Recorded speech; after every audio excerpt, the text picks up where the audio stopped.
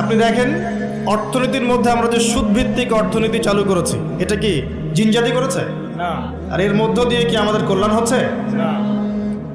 আমরা সংস্কৃতির নামে যে অশ্লীলতা ছড়িয়ে দিয়েছি, নারী পুরুষের ফ্রি মিক্সিং বেলাল্লাপনা ছড়িয়েছি, পর্নোগ্রাফি ছড়িয়েছি, মাদক দ্রব্য ছড়িয়ে দিয়েছি। আমরা নারীরা এখন পোশাক পরেও নগ্ন হয়ে ঘুরছে, পুরুষ নারীর পোশাক পরছে, নারী পুরুষের পোশাক পরছে, ফাংশনাল রোল চেঞ্জ হয়ে গেছে। প্রজন্মের পর প্রজন্ম যাচ্ছে, তারা জীবনের উদ্দেশ্য কি জানে না। মাদক, ক্যাসিনো, টিকটক, ফেসবুক, ইউটিউবিং ইত্যাদি ভোগবিলাসে তারা ব্যস্ত আছে। এগুলো কি জিনজাতি করছে? না। ফাসাদ, যত ফাসাদ, গ্লোবাল ফাসাদ, ইকোনমিক ফাসাদ, পলিটিক্যাল ফাসাদ, সামাজিক ফাসাদ, প্রতিটা সেক্টরে পারিবারিক ফাসাদ, কোনো ক্ষেত্রেই ফাসাদ জিনজাতি ছড়াচ্ছে না। কারা ছড়াচ্ছে? এটা আল্লাহ বলেছেন, যাহারাল ফাসাদু ফিল বাররি ওয়াল বাহরি বিমা কাসাবাত আইদিন নাস।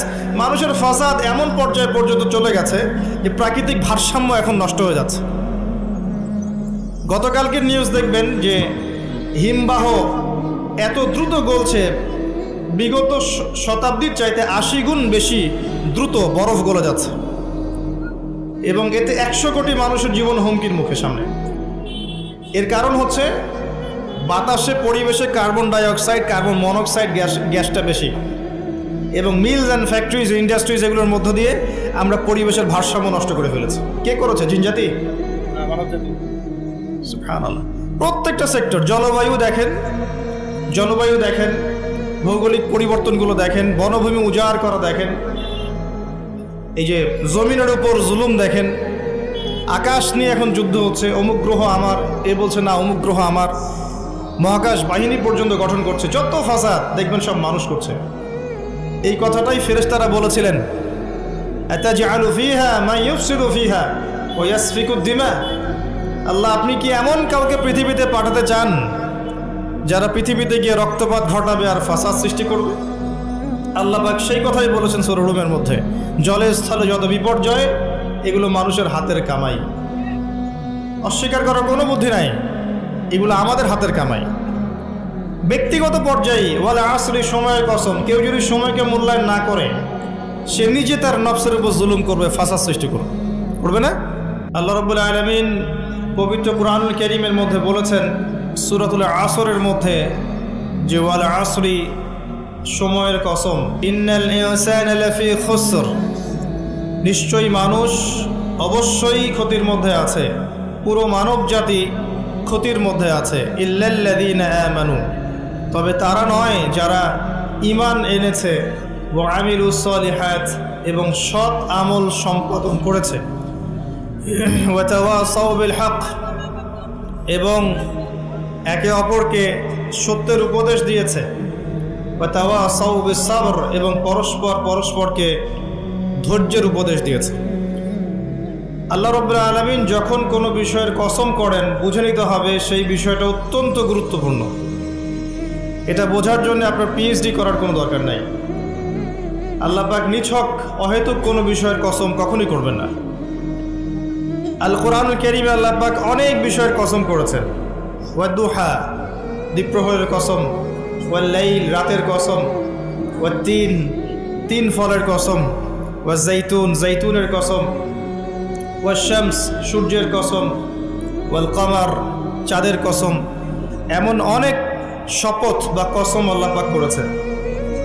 ঠিক একইভাবে আল্লাহ পাক ওয়াল আসরি বলে সময়ের কসম করেছেন।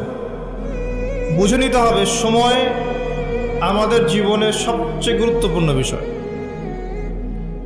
সময়কে যে মূল্যায়ন করতে পারবে না, সময় তাকে মূল্যায়ন করবে না।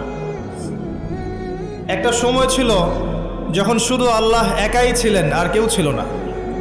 হুয়াল আউয়ালু ওয়াল আখির ওয়াজ যাহিরু ওয়াল বাতিন। একটা সময় ছিল যখন আল্লাহ ছাড়া কেউ ছিলেন না, আবার একটা সময় আসবে যখন আল্লাহ ছাড়া কেউ থাকবেন না। তিনি প্রকাশ্য, তিনি গোপন, তিনি প্রথম, তিনি শেষ। মাঝখানে আল্লাহ রাব্বুল আলামিন 6 দিনে সৃষ্টি করেছেন এই মহাবিশ্ব, এবং মহাবিশ্ব সৃষ্টি করার পরে অনন্তকাল, অনেক সময় পর্যন্ত এই মহাবিশ্বে মানুষের কোনো অস্তিত্ব ছিল না। এখন মানুষের কর্মকাণ্ড দেখলে মনে হয় যে মানুষই সব। মানুষ বিশ্ব চালাচ্ছে, অর্থনীতি চালাচ্ছে, রাজনীতি চালাচ্ছে, সমাজনীতি চালাচ্ছে, পরিবার চালাচ্ছে, ধর্ম চালাচ্ছে, মানুষ সব কিছু করছে। মানে এখন ভাবখানা দেখলে মনে হয় যে মানুষ ছাড়া পৃথিবীতে আর কিছুই নাই, আমরাই সব, আর পৃথিবীটা আমাদেরই। আল্লাহ পাক যদিও বা এই পৃথিবীর সব কিছু আমাদের জন্যই সৃষ্টি করেছেন, কিন্তু এই মহাবিশ্বে একটা সময় ছিল যখন মানুষের কোনো অস্তিত্বই ছিল না। সূরা দাহরের 1 নম্বর আয়াত পড়ে দেখেন, আল্লাহ পাক বলেছেন, হাল আতা আলাল ইনসান হিনুম মিনাদ দাহরি লাম ইয়াকুন শাইআন মাযকুরা। মানুষের উপর একটা সময় চলে গেছে যখন মানুষ কোনো আলোচ্য বিষয়ই ছিল না। মানুষ কোনো আলোচ্য বিষয় ছিল না, মহাবিশ্ব তার জায়গায় ছিল, কিন্তু এই মহাবিশ্বে আমরা ছিলাম না। এরপর আল্লাহ রাব্বুল আলামিন মানুষ সৃষ্টি করলেন, করে ফেরেশতাদেরকে বললেন সিজদা করতে। তার আগে আল্লাহ পাক যা করেছেন, আল্লাহ পাক ফেরেশতাদেরকে ডেকে বলেছেন যে আমি পৃথিবীতে খলিফা পাঠাতে চাই। ওয়াইয ক্বালা রাব্বুকা লিল মালায়েকা ইন্নী জাইলুন ফিল আরদি খলিফা, যখন আল্লাহ পাক ফেরেশতাদেরকে বললেন যে নিশ্চয়ই আমি পৃথিবীতে আমার খলিফা পাঠাতে চাই। এই পৃথিবী মানুষের জন্য তখনই হবে যখন আমরা আল্লাহর খলিফার মতো কাজ করব। পৃথিবীতে মানুষের কাজ যদি শয়তানের খলিফার মতো হয়, তাহলে এই পৃথিবী আমার জন্য নয়, এই পৃথিবী আমাকে সময় দিবে না। কথা বোঝা যায়? এই পৃথিবীতে আল্লাহ পাক মানুষকে পাঠানোর আগে ফেরেশতাদেরকে জিজ্ঞাসা করেছিলেন যে আমি পৃথিবীতে খলিফা পাঠাতে চাই। খলিফা কে? খলিফার কাজ কি? খলিফা কি সেই ব্যক্তি যে সারাদিন টিকটক করে? খলিফা কি সেই ব্যক্তি যার নামাজের কোনো খবর নাই? খলিফা কি সেই ব্যক্তি যে রোজাও রাখে না, জাকাতও দেয় না? খলিফা কি সেই যে আল্লাহ বিরোধী আইন করে? খলিফা কি সেই ব্যক্তি যে মুসলিমদেরকে দমন পীড়ন করে, রক্ত ঝরায়? খলিফা কি সে ব্যক্তি যে ব্যক্তি আল্লাহর যাবতীয় আদেশ লঙ্ঘন করে আর নিষেধগুলোর উপর আমল করে? কে খলিফা? আল্লাহ পাক খলিফার সংজ্ঞা দিয়েছেন সূরা সদের মধ্যে। কোন সূরায়? সদ পড়ে দেখেন, শেষের দিকে পাবেন। আল্লাহ পাক বলছেন, ইয়া দাউদ, হে দাউদ আলাইহিস সালাম, ইন্না জাআলনাকা খলিফাতান ফিল আরদ, হে দাউদ আমি তোমাকে পৃথিবীতে আমার খলিফা করে পাঠিয়েছি। ওই যে আদম আলাইহিস সালামকে আল্লাহ পাক খলিফা করে পাঠিয়েছেন, দাউদ আলাইহিস সালামকেও আল্লাহ পাক বলেছেন আমি তোমাকে পৃথিবীতে খলিফা করেছি। তোমার কাজ হচ্ছে ফাহকুম বাইনান নাসি বিল হক, তোমার কাজ হচ্ছে পৃথিবীতে তুমি মানুষের মাঝে আল্লাহর বিধান দিয়ে বিচার ফয়সালা করবে, সত্যের মানদণ্ডে ন্যায় বিচার করবে। ওয়ালা তাত্তাবিউল হাওয়া, নিজের প্রবৃত্তির অনুসরণ করবে না। যদি তুমি প্রবৃত্তির অনুসরণ করো, এটা তোমাকে আল্লাহর সরল পথ থেকে বিচ্যুত করে দিবে। আর যারা আল্লাহর সরল পথ থেকে বিচ্যুত হয় তাদের জন্য অপেক্ষা করছে যন্ত্রণাদায়ক শাস্তি, বিমা নাসু ইয়াউমাল হিসাব, এই কারণে যে তারা হিসাবের দিনটা ভুলে গেছে। খলিফার ফাংশন কি বুঝতে পারলেন?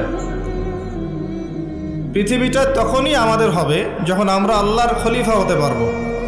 আর আল্লাহর খলিফা কোশ্চিনকালেও আল্লাহর অবাধ্য হয় না, আল্লাহর আদেশ এবং নিষেধকে লঙ্ঘন করে না। আর দাউদ আলাইহিস সালাম এমন একজন নবী ছিলেন যিনি জেরুজালেম থেকে সারা বিশ্ব শাসন করেছিলেন, এবং তার পরবর্তীতে তার সন্তান সুলাইমান আলাইহিস সালাম তিনিও একই কাজই করেছেন। বরং সুলাইমান আলাইহিস সালামের সময় আল্লাহ পাক তাকে এত ক্ষমতা দিয়েছিলেন যে জিনজাতি পর্যন্ত তার আনুগত্য করত। সুবহানাল্লাহ। বাতাস তার কথা শুনত। একটা আরশে তিনি বসতেন, মাসের পর মাস দূরত্ব মুহূর্তেই সফর করত একটা চেয়ার, কুরসি।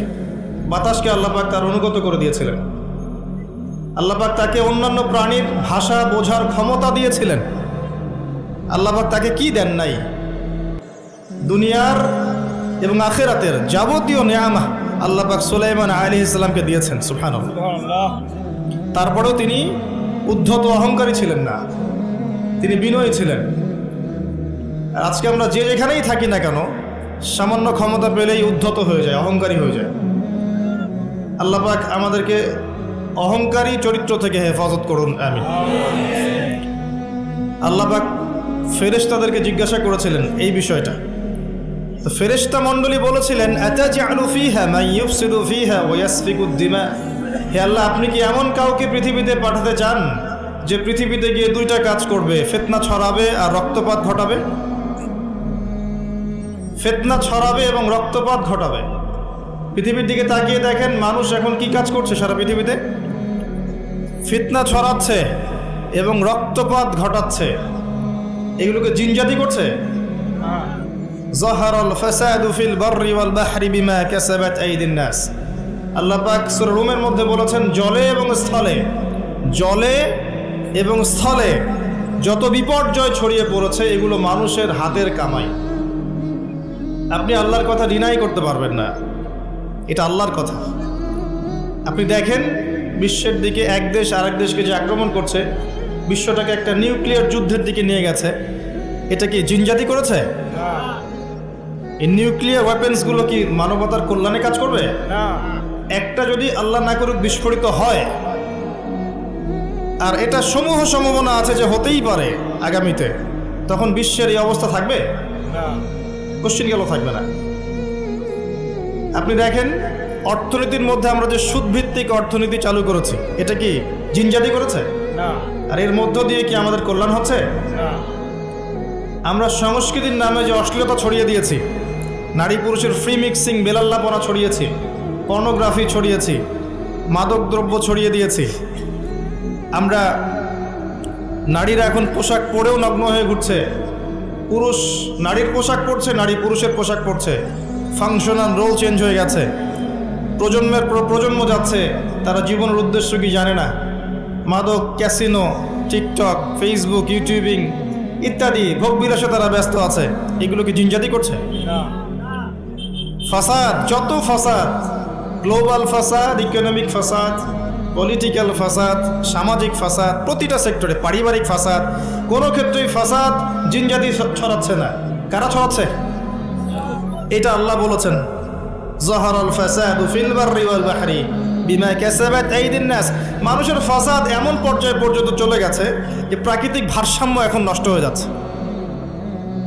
গতকালকের নিউজ দেখবেন যে হিমবাহ এত দ্রুত গলছে, বিগত শতাব্দীর চাইতে 80 গুণ বেশি দ্রুত বরফ গলে যাচ্ছে, এবং এতে 100 কোটি মানুষের জীবন হুমকির মুখে সামনে। এর কারণ হচ্ছে বাতাসে, পরিবেশে কার্বন ডাইঅক্সাইড, কার্বন মনোক্সাইড গ্যাসটা বেশি, এবং মিলস অ্যান্ড ফ্যাক্টরিজ, ইন্ডাস্ট্রিজ, এগুলোর মধ্য দিয়ে আমরা পরিবেশের ভারসাম্য নষ্ট করে ফেলেছি। কে করেছে? জিনজাতি? সুবহানাল্লাহ। প্রত্যেকটা সেক্টর, জলবায়ু দেখেন, ভৌগোলিক পরিবর্তনগুলো দেখেন, বনভূমি উজাড় করা দেখেন, এই যে জমিনের উপর জুলুম দেখেন, আকাশ নিয়ে এখন যুদ্ধ হচ্ছে, অমুক গ্রহ আমার, এ বলছে না অমুক গ্রহ আমার, মহাকাশ বাহিনী পর্যন্ত গঠন করছে। যত ফাসাদ দেখবেন সব মানুষ করছে। এই কথাটাই ফেরেশতারা বলেছিলেন, আতাজআলু ফীহা মান ইউফসিদু ফীহা ওয়া ইয়াসফিকুদ দিমা। আল্লাহ, আপনি কি এমন কাউকে পৃথিবীতে পাঠাতে চান যারা পৃথিবীতে গিয়ে রক্তপাত ঘটাবে আর ফাসাদ সৃষ্টি করবে? আল্লাহ পাক সেই কথাই বলেছেন সূরা রুমের মধ্যে, জলে স্থলে যত বিপর্যয় এগুলো মানুষের হাতের কামাই। অস্বীকার করার কোনো বুদ্ধি নাই, এগুলো আমাদের হাতের কামাই। ব্যক্তিগত পর্যায়ে ওয়াল আসরি, সময়ের কসম, কেউ যদি সময়কে মূল্যায়ন না করে সে নিজে তার নফসের উপর জুলুম করবে, ফাসাদ সৃষ্টি করবে না? আসেন, এরপরে আল্লাহ পাক মানুষ সৃষ্টি করলেন আদম আলাইহিস সালামকে, এবং তাকে জ্ঞান শিক্ষা দিলেন। ওয়াল্লামা আদামাল আসমা কুল্লাহা। আল্লাহ পাক আদম আলাইহিস সালামকে সমস্ত জ্ঞান শিক্ষা দিয়েছেন, বলেন সুবহানাল্লাহ। সমস্ত নামকে শিক্ষা দিয়েছেন। জ্ঞান কি বুদ্ধি থেকে আসে না অভিজ্ঞতা থেকে আসে? ফিলোসফিক্যাল থটস আছে এরকম, জ্ঞান আসে বুদ্ধি থেকে, কেউ বলে জ্ঞান আসে অভিজ্ঞতা থেকে, কেউ বলে জ্ঞান হচ্ছে সমন্বয় মতবাদ, কিছু বুদ্ধি কিছু অভিজ্ঞতা। কিন্তু আল্লাহ কোরআনে বলছেন জ্ঞান আসে কার পক্ষ থেকে? আল্লাহর তরফ থেকে। সূরা কাহফ 29 নম্বর আয়াত পড়ে দেখেন, ওয়াকুলিল হাক্কু মির রাব্বিকুম, হক তোমার রবের পক্ষ থেকে নাজিল হয়। হকটা কি? যখন তাওরাত নাজিল হয়েছিল, তাওরাত ছিল কি? হক। যখন জাবুর নাজিল হয়েছে, জাবুর কি ছিল? যখন ইনজিল নাজিল হয়েছে, ইনজিল কি ছিল? যখন কোরআন নাজিল হয়েছে এবং সুন্নাহ এসেছে, কিয়ামত পর্যন্ত হক কি থাকবে? অন্য কোনো হকের মানদণ্ড থাকবে না। যদি কোনো বিষয়ে কোরআন এবং সুন্নাহর সাথে মেলে, এটা মানতে কোনো আপত্তি আছে? না। আর যদি কোনো বিষয়ে কোরআন সুন্নাহর সাথে না মেলে, ছাড়তে কোনো আপত্তি আছে? না। যদি ছাড়ি তাহলে কি আমি সন্ত্রাসী হয়ে যাব? না। আর যদি মানি তাহলে কি আমি মৌলবাদী হয়ে যাব? না। কোরআন এবং সুন্নাহর সাথে যা মেলে, এটা যদি আমি মেনে নেই, এটা কি আমার অপরাধ? না। কোরআন এবং সুন্নাহ কি আল্লাহর পক্ষ থেকে আসেনি? এবং সে আল্লাহ কি মহাবিশ্বের পরিচালক নন? তো যদি আল্লাহর দাসত্ব করি আমি কি অন্যায় কিছু করছি? না। হ্যাঁ, এই দাসত্ব কেমন হবে?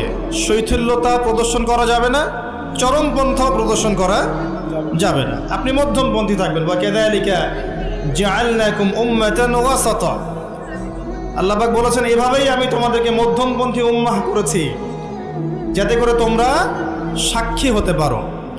আমরা আশপাশে অনেক নয়েজ শুনতে পাচ্ছি, কথাবার্তা। আমরা রিকোয়েস্ট করব, যারা নেহায়েত এখানে বক্তাকে দেখতে এসেছেন বা ভিডিও করতে এসেছেন বা ছবি তুলতে এসেছেন, আল্লাহর রাস্তায় বাসায় চলে যান। বাসায় গিয়ে আরামে শীতের রাতে লেপের তলে শুয়ে থাকেন, ফেসবুক ইউটিউবে লেকচার দেখেন। এখানে আপনাদের কোনো প্রয়োজন নাই। আর যারা এখানে এসেছেন দিনের জ্ঞান শিখতে, জানতে, সরাসরি ইলম অর্জন করতে, তাদের জন্যে স্বাগতম, আহলান ওয়া সাহলান। আপনাদের জন্য আমি বসে আছি, আপনারাও আমার জন্য বসে থাকেন। যদি কারো কোনো প্রয়োজন থাকে আপনি নীরবে চলে যাবেন, অন্য কাউকে ডিস্টার্ব করবেন না।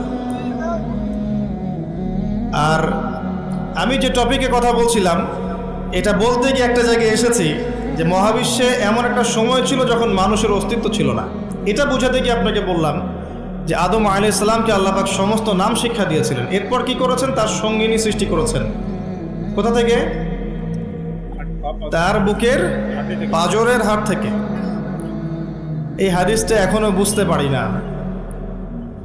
আমি অনেস্টলি বলছি, আসলেই বুঝি না যে নারীদেরকে সৃষ্টি করা হয়েছে, স্ত্রীদেরকে সৃষ্টি করা হয়েছে বাঁকা হাড় থেকে।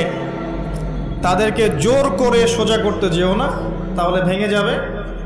আর ওই অবস্থায় ছেড়ে দিলে তারা বাঁকাই থেকে যাবে। উত্তম নসিহতের মধ্য দিয়ে তাদের সাথে চলতে হবে। ওয়াল্লাহি এর চেয়ে কঠিন কোনো হাদিস আমার জীবনে আমি পড়িনি এবং জানিও নি, বুঝিও নি। মানে রাসূলুল্লাহ সাল্লাল্লাহু আলাইহি ওয়াসাল্লাম যে বলে গেছেন, নারীদের চেয়ে বড় কোনো ফিতনা আমি রেখে গেলাম না আমার উম্মতের পুরুষদের জন্যে, এর চেয়ে বড় হাদিস এবং ফিতনাময় হাদিস আমি আখিরুজ্জামানে দেখি না।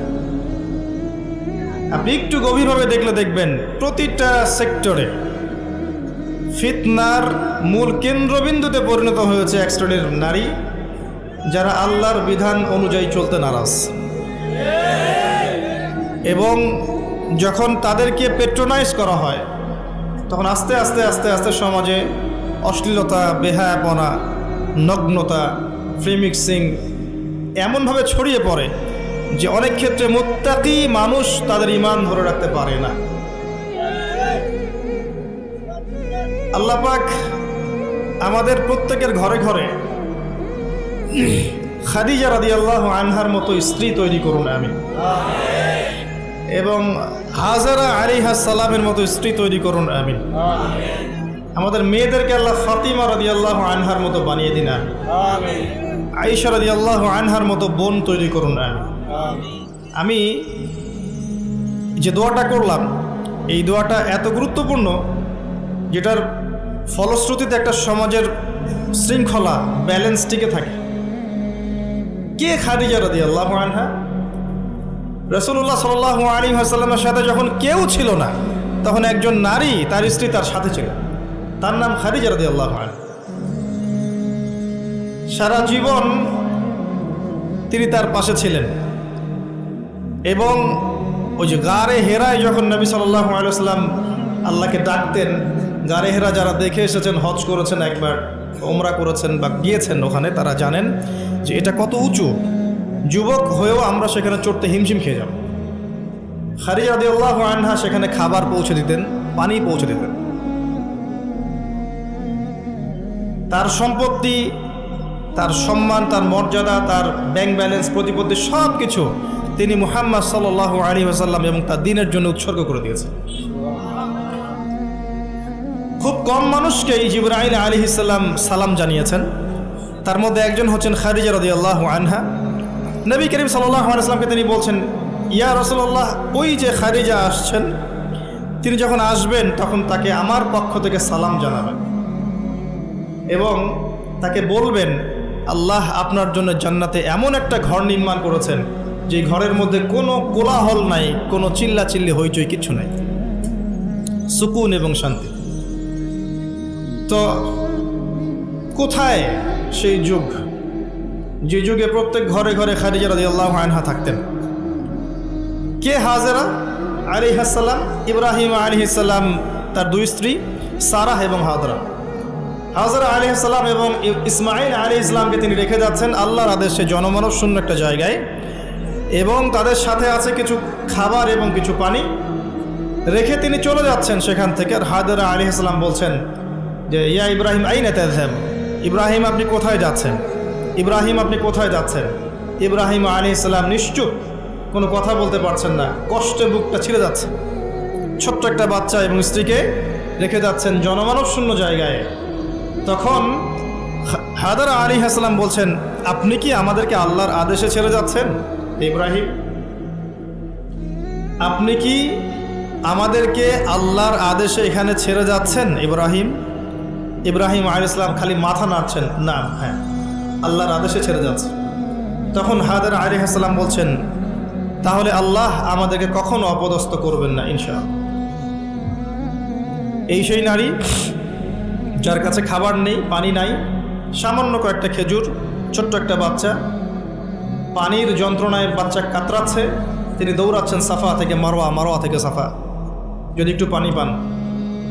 আল্লাহর কাছে এই দৌড়ানোটা এত ভালো লেগেছে, আল্লাহ পাক কিয়ামত পর্যন্ত এটা রেখে দিয়েছেন। সুবহানাল্লাহ। আপনি হজ করতে যাবেন, এই কাজটা না করলে আপনার হজ হবে? এটা কার স্মৃতি? এটা সেই হাজরা আলাইহিস সালামের স্মৃতি। এই যে তাওয়াক্কুলকারিণী নারী, আল্লাহর প্রতি ভরসাকারিণী, সবরকারিণী নারী, তার গর্ভ থেকে এমন সন্তান এসেছে যেই সন্তানকে বাবা বলছে, ইয়া বুনাই, হে আমার সন্তান, ইন্নী আরা ফিল মানামি আন্নী আযবাহুক, আমি স্বপ্নে দেখেছি আমি তোমাকে জবাই করছি, ফানজুর মাযা তারা, তোমার কি রায় আমাকে বলো। তখন ওই বাচ্চা বলছে, যার বয়স মেবি 10 বা 12 বা 15 হাইয়েস্ট, যে বয়সের আমাদের প্রজন্মের বাচ্চা কাচ্চারা কিশোর অপরাধ করে আর টিকটক চালায় আর স্মোক করে আর ড্রাগস নেয় আর মেয়ের পিছনে টাঙ্কি মারে, এই বয়সের বাচ্চা।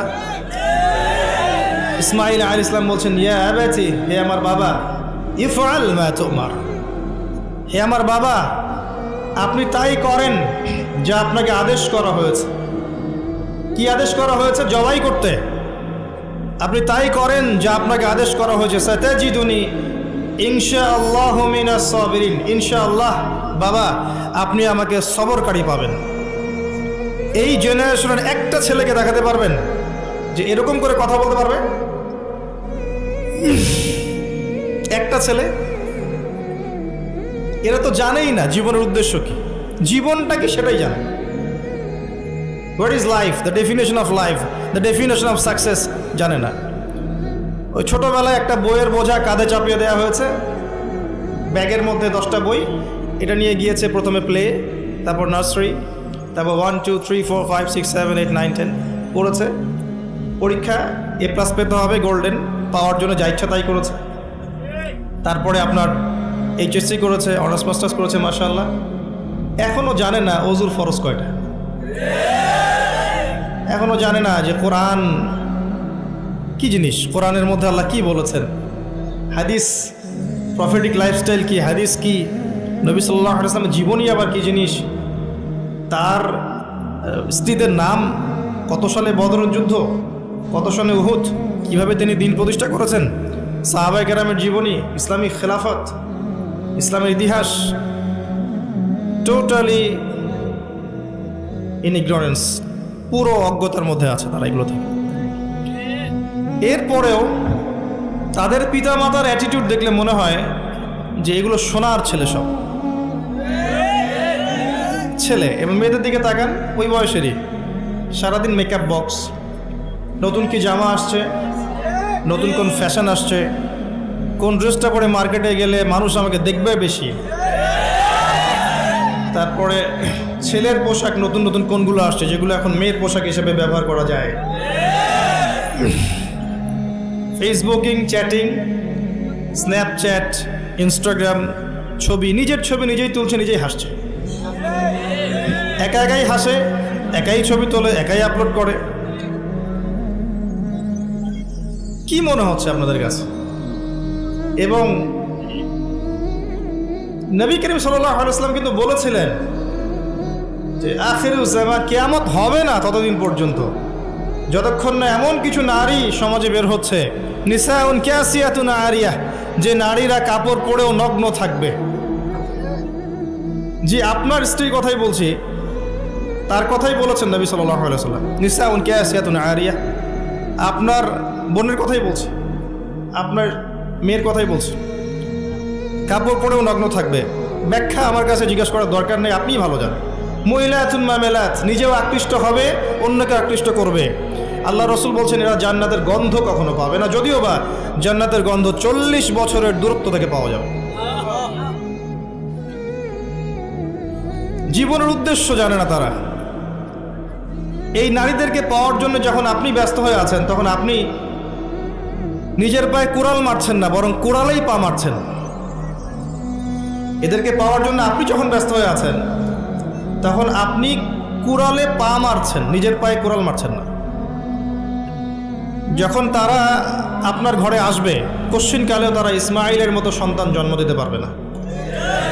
তাদের চাহিদা পূরণ করতে আপনার সারা জীবনটা শেষ হয়ে যাবে।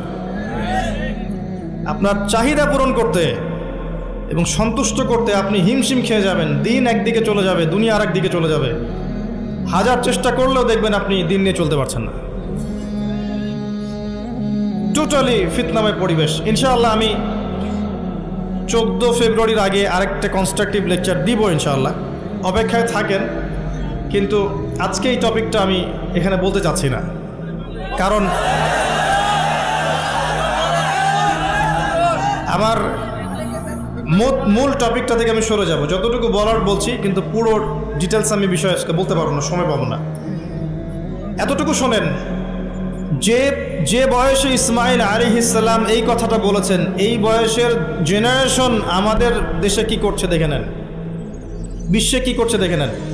হ্যাঁ, এতটুকু বলি, আপনি এই বয়সে যাই করছেন, ইসরায়েলের ইহুদির সন্তানরা ওই বয়সে তাই করছে না। জি, তারা আপনার আমার মতো কাজ করছে না। ওরা জানে ওদের উদ্দেশ্য কি।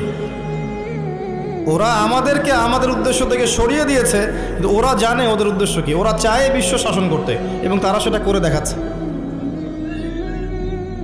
আর আমরা তো জানি না যে আমরা একটা সিংহের জাতি, বীরের জাতি। সারা বিশ্ব আমরা দাপিয়ে বেরিয়েছি এক সময়, শতাব্দীর পর শতাব্দী। এটা আমাদের যুব সমাজ জানেই না। মনে করিয়ে দেওয়া লাগে খালিদ বিন ওয়ালিদ একজন বীর ছিলেন, উমর ইবনুল খাত্তাব একজন বীর ছিলেন। এগুলো তাদেরকে বোঝানো লাগে, বলে দেওয়া লাগে। আপনি রাস্তায় হাঁটেন এবং এই নর্মাল সোসাইটির ছেলেদেরকে মাইক নিয়ে নিয়ে জিজ্ঞাসা করেন যে উমর রাদিয়াল্লাহু আনহু কত বছর বয়সে ইসলাম কবুল করেছে তুমি জানো? বলবে যে উমর রাদিয়াল্লাহু আনহু কে। দেখবেন যে দেশের কথা জিজ্ঞাসা করেন, স্বাধীনতা দিবস কবে, ভাষা দিবস কবে, জিজ্ঞাসা করেন আন্তর্জাতিক মাতৃভাষা দিবস কবে, হিউজ অ্যামাউন্ট অফ পিপল আছে বাংলাদেশে, বলতে পারবে না কোন দেশে, সিরিয়াসলি বলতে পারবে না। ইংলিশ মিডিয়াম ব্যাকগ্রাউন্ডের প্রচুর সন্তান আছে, আর এটা আমার চেয়ে ভালো আপনি জানেন না, আমরা এই ব্যাকগ্রাউন্ড থেকে উঠে আসছি। ইংলিশ মিডিয়াম ব্যাকগ্রাউন্ডের অনেক বাচ্চা আছে, দেশের ঐতিহ্য সংস্কৃতি সম্পর্কে যারা পরিমাণ খবর রাখে না। কই, তাদের বিরুদ্ধে তো কখনো মিডিয়া তেরে আসে না? আসে? মাদ্রাসায় তেরে আসবে। মাদ্রাসায় গিয়ে জিজ্ঞাসা করবে জাতীয় সঙ্গীতের 10 লাইন বলতে পারো? এই জাতীয় সঙ্গীতের 10 লাইন অনেক ইংলিশ মিডিয়ামের বাচ্চাও পারে না। কই, ওটা নিয়ে রিপোর্ট তো করেন নাই। আমাদের ডাবল স্ট্যান্ডার্ড আছে। আমি একটা কথা বলতে চাচ্ছি যে আমাদের প্রজন্ম না দেশ, না ইতিহাস, না সংস্কৃতি, না ইসলাম, কোনো কিছুর খবর রাখে না এই প্রজন্ম এখন। এদেরকে দিয়ে আল্লাহ না করুক যদি আগামীতে কখনো আবার দেখেন যে কোনো রাষ্ট্রীয় কোনো কাজে এদেরকে এগিয়ে আসতে হবে, আপনি সত্যি মনে করেন এই জেনারেশন এগিয়ে আসবে? কখনো আসবে না। এরা কি 1971 সালে আমাদের বাপদাদাদের মতো সাহসী, তাদের মতো ফিজিক্যালি স্ট্রং, মেন্টালি স্ট্রং, জীবনের উদ্দেশ্য সম্পর্কে সচেতন? কখনো না। হানাদার বাহিনীর আক্রমণে যেভাবে বীর বিক্রমে যুদ্ধ করেছিলেন আমাদের বাপদাদারা, এখনকার জেনারেশন এটা করতে পারবে মনে করছেন? তো গাঁজা খেতে খেতেই শেষ, ইয়াবা, পেন্সিডিল এগুলো খেতেই শেষ। একটা টিকটক ভিডিওর জন্য প্রতিবন্ধী হয়ে যাচ্ছে। মানে কি করছে মাথায় ঢোকে না, কি করছে, মানে কি পায় এগুলোতে আল্লাহ ভালো জানেন। একটা ভিডিও করার জন্য কি করছে, মানে আমি দেখলাম মোটর সাইকেলে রেস করছে, ভিডিওটা থেকে গেছে, কিন্তু ওই রেসের মধ্যে সে স্পট ডেটে মারাও গেছে। এমন এমন অ্যাঙ্গেল থেকে ভিডিও করতে যাচ্ছে যেখান থেকে পড়ে মারা যাচ্ছে। মানে একটা আয়াত মনে পড়ে, এই আয়াতটাই মনে পড়ে এই বিষয়গুলো দেখলে। আর এই সময়গুলো কিন্তু খুব দ্রুত এসেছে। বিগত 10-20 বছরে কিন্তু এমন ছিল না, খেয়াল করে দেখেছেন? বিগত 20 বছরে কিন্তু এমন ছিল না, এই প্রজন্মগুলো ছিল না। এবং সময় খুব দ্রুত পরিবর্তন হচ্ছে। আল্লাহ ভালো জানেন আমাদের বাচ্চাদের না জানি কি হবে, আল্লাহু আ'লাম তাদের যে কি হবে আল্লাহ ভালো জানেন। আমার তো মনে হয় ওদের ব্রেইন পর্যন্ত কন্ট্রোল করা হবে। এমনভাবে ব্রেইন ওয়াশ করে দিয়েছে যে দেখবেন পাবলিক লাইফ আর প্রাইভেট লাইফের পার্থক্য বোঝে না। একটা জিনিস প্রাইভেট, ওটাকে পাবলিক করে ফেলবে, নিজেই করে দিবে, মানুষ করবে না। নিজে কি করছে না করছে প্রত্যেকটা মুহূর্ত তাকে মানুষকে জানাতে হবে। এই যে আমি এখন বাথরুমে গেলাম, এই যে আমি এখন বের হলাম, আমি এখন ওযু করছি, আমি এখন এটা করছি। একটা অসুস্থ জেনারেশন, একটা মানসিক বুদ্ধিবৃত্তিক প্রতিবন্ধী একটা জেনারেশন তৈরি হয়েছে, আমাদের অগোচরেই হয়েছে। আর আমরা এদেরকে লাই দিয়েছি ছোট আছে, এরা নাক চিপলে দুধ বের হয়, ছোট আছে বলে বলে। আচ্ছা, ইসমাইলের দিকে তাকান, তিনি তার বাবাকে বলছেন, ইয়া আবাতি ফাআল মা তু'মার, হে আমার বাবা আপনি তাই করেন যা আল্লাহ আপনাকে আদেশ করেছেন। সাতাজিদুনি ইনশাআল্লাহু মিনাস সাবিরিন, ইনশাআল্লাহ আপনি আমাকে ধৈর্যশীল পাবেন। আর এই সন্তান জন্ম দিয়েছেন ওই হাজরা আলাইহিস সালাম। না আছে পরিবারে ইব্রাহিমের মতো কর্তা, না আছে পরিবারে হাজরা আলাইহিস সালামের মতো মা, আর না আছে ইসমাইলের মতো সন্তান। এই জেনারেশনকে দিয়ে আপনি কিভাবে চলবেন? জাতির সামনে খারাপ সময় অপেক্ষা করছে। একটাই উপায় আছে, অনলি একটা রাস্তা খোলা আছে। কিছু মানুষ মিশন নিয়ে নিয়েছে যে এই জেনারেশনগুলোকে ধ্বংস করে ফেলার। একটাই অপশন আছে, এদেরকে আল্লাহর দিকে নিয়ে আসতে হবে, আদারওয়াইজ এদেরকে বাঁচানোর কোনো বুদ্ধি নাই। ছোট ছোট বাচ্চা দেখবেন, 14-15 বছরের বাচ্চা ধর্ষণ করছে, কেস খাচ্ছে, চাইল্ড অ্যাবিউজ করছে। এক ধর্ষকের ব্যাপারে সেদিন দেখলাম এমন পলিসি অবলম্বন করেছে যে রেপের পর রেপ করে যাবে, কিন্তু যাকে রেপ করা হবে সে প্রেগনেন্ট হবে না, সে এমন ব্যবস্থা গ্রহণ করেছে। কি পরিমাণ মানুষের অধঃপতন চিন্তা করে দেখেন। ছোট ছোট বাচ্চাগুলো দেখবেন কিশোর অপরাধ করছে, কিশোর গ্যাং তৈরি করেছে। ছোট ছোট বাচ্চা বিভিন্ন মুভিজ দেখছে, অপসংস্কৃতিগুলো দেখে দেখে শিখছে। শেখা এগুলো তো এমনি এমনি আসেনি, কারো না কারো দেখে তো শিখেছে। হয় বই পড়ে শিখেছে, না হলে কোনো কিছু দেখে শিখেছে।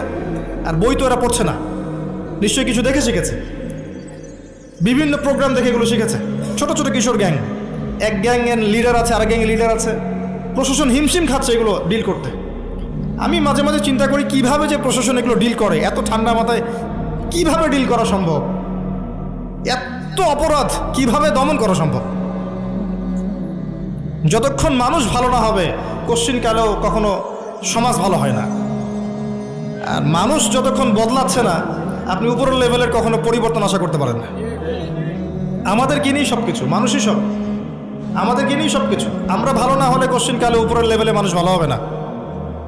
তারা আকাশ থেকে টপকায়নি, আমাদের মধ্য থেকে উঠেছে। এই জেনারেশনকে তাকান, খুবই হৃদয় বিদারকভাবে কথাগুলো বলছে। এর ছেলেদের অবস্থা এমন। আরও কিছু গেমস আছে, অনলাইন গেমস দেখবেন বিভিন্ন গেমস মুভিজ কালচার্স এগুলোতে এত এডিক্টেড, মানে 5 বার মুয়াজ্জিন ডাকছে হাইয়া আলাস সালাহ, ও কানেই যায় না। ওর নামাজ কি জিনিস, মানে কখনো কখনো দেখা যায় এই টাকা নেয়ার জন্যে, এই গেমসের টাকা নেয়ার জন্যে বা যে ছোটোখাটো নেশাগুলো করে এগুলো টাকা নেয়ার জন্যে চুরি করতে, ডাকাতি করতে, কাউকে হত্যা করতে, পিতামাতার অবাধ্য হতে, এমনকি পিতামাতাকে খুন করতে পর্যন্ত দ্বিধা করছে না। কত ঘটনা আছে, এগুলো এক্সাম্পল দেওয়ার দরকার নেই আমার, আপনারা জানেন, পেপার পত্রিকা খুললেই দেখা যায় এগুলা। আমরা যেন জেনেও না জানার ভান করছি, দেখেও না দেখার ভান করছি, তা আমাদের বাচ্চারা এভাবে নষ্ট হয়ে যাচ্ছে। আর এই জেনারেশনে মেয়েদের দিকে তাকানো, যে বললাম, একটা মৌলিক প্রশ্নের উত্তর তারা দিতে পারবে না যে আল্লাহ তোমাকে সৃষ্টি করেছেন কি জন্য?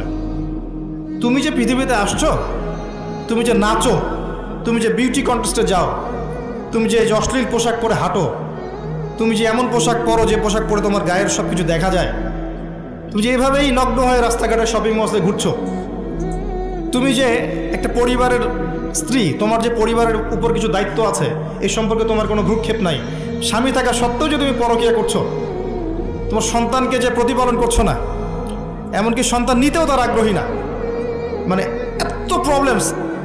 তোমাকে সৃষ্টি করেছেন কি জন্য আল্লাহ পাক পৃথিবীতে?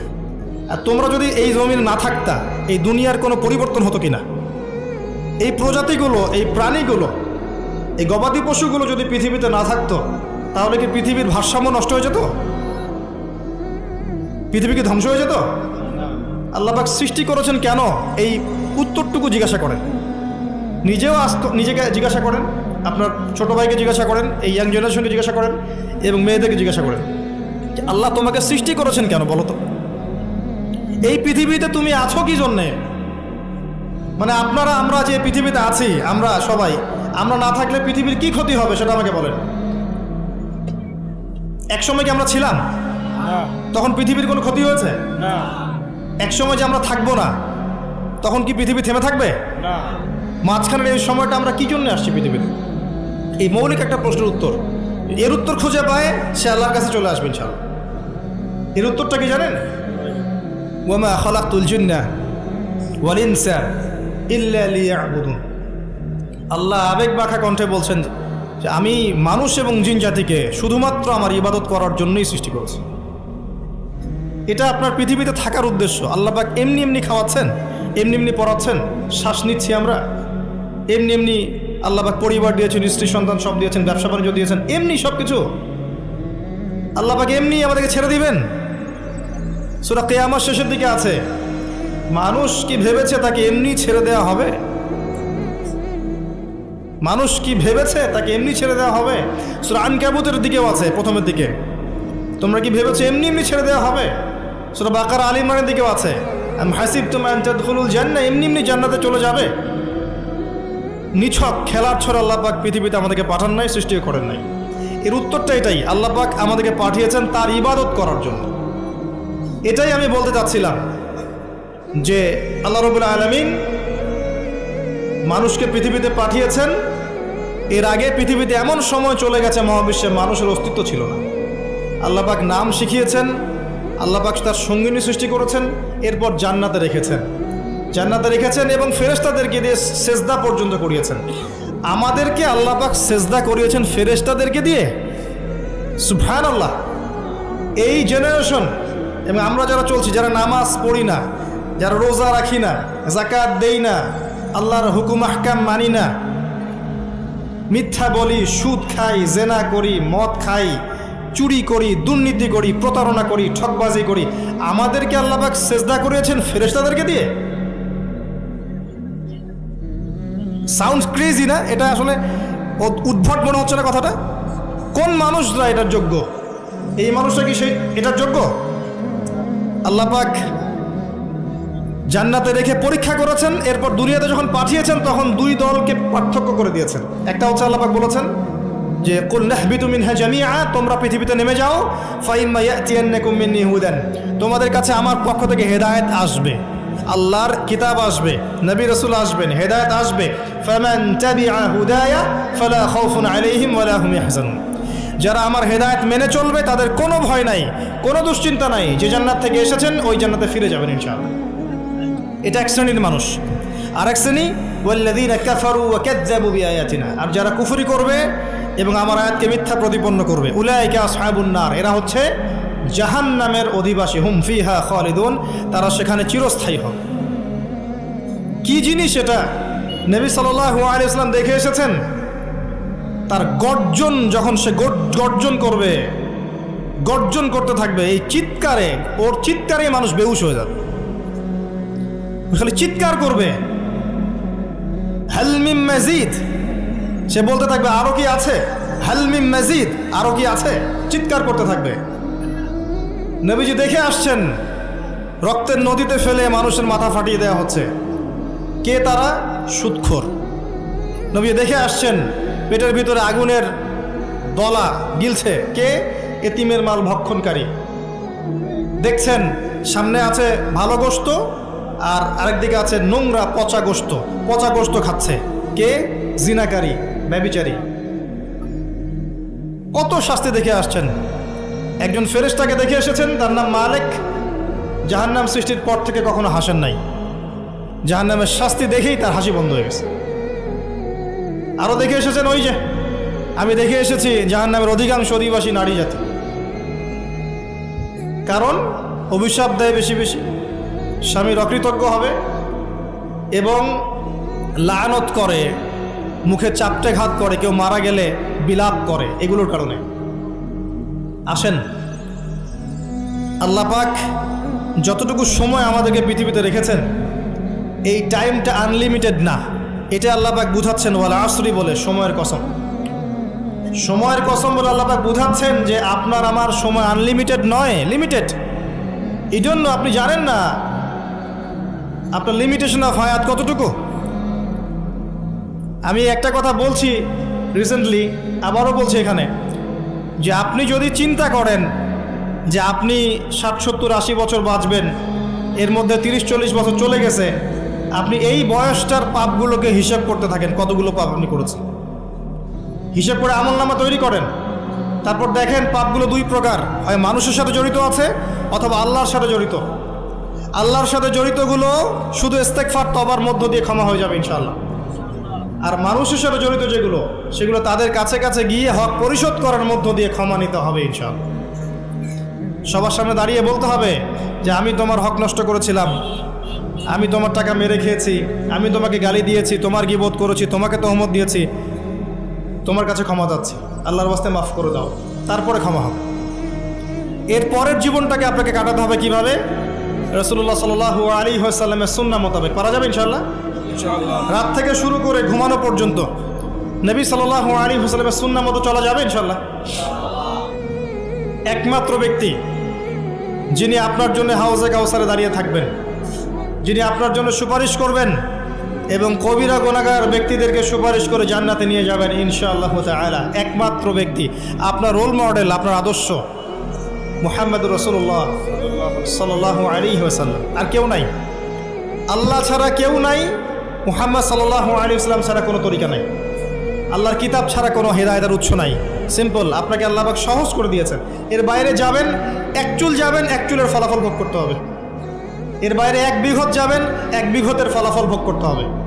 এর বাইরে যোজন যোজন দূর যাবেন, ওই ফলাফল ভোগ করতে হবে ইনশাআল্লাহ। আল্লাহ পাক আমাদেরকে বোঝার তৌফিক দান করুন। আল্লাহ পাক সময়ের কসম করে আপনাকে আমাকে সতর্ক করছেন, তবে এটাও বলছেন যে মানুষ ক্ষতির মধ্যে আছে। আমি বলেছি অলরেডি মানুষের ক্ষতিগুলো কি কি। ইহকালীন জীবনে মানুষ ক্ষতির মধ্যে আছে, পরকালের জীবনেও মানুষের জন্য ক্ষতি অপেক্ষা করছে।